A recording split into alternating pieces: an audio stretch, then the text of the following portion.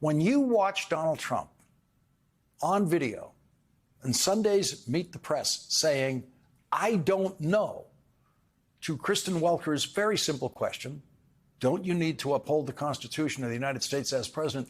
You were watching what appears to be an exhausted hulk of a man with his inexplicable confection of hair slightly out of place for the very first time, and some perspiration beginning to shine through his makeup, who just, right there on TV, gave up. He just gave up in the middle of that interview, saying, I don't know.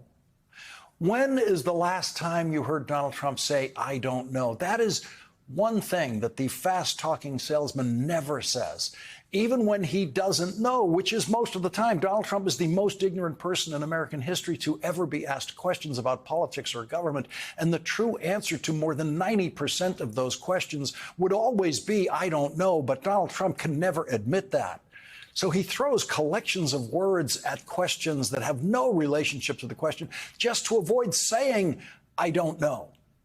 That's the thing he really doesn't want to say. But on Sunday, with his big frame curled into a weary ball on the edge of his chair, Donald Trump gave up and just said, I don't know.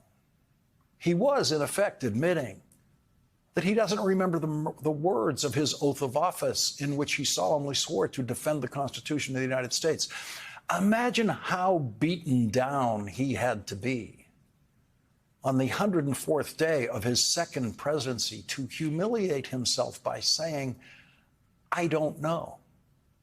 There's a lot more at stake for the country in Donald Trump's ignorance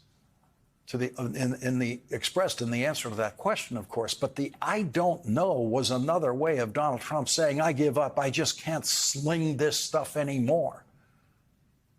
Donald Trump is tonight a total loser based on his own measure of winning.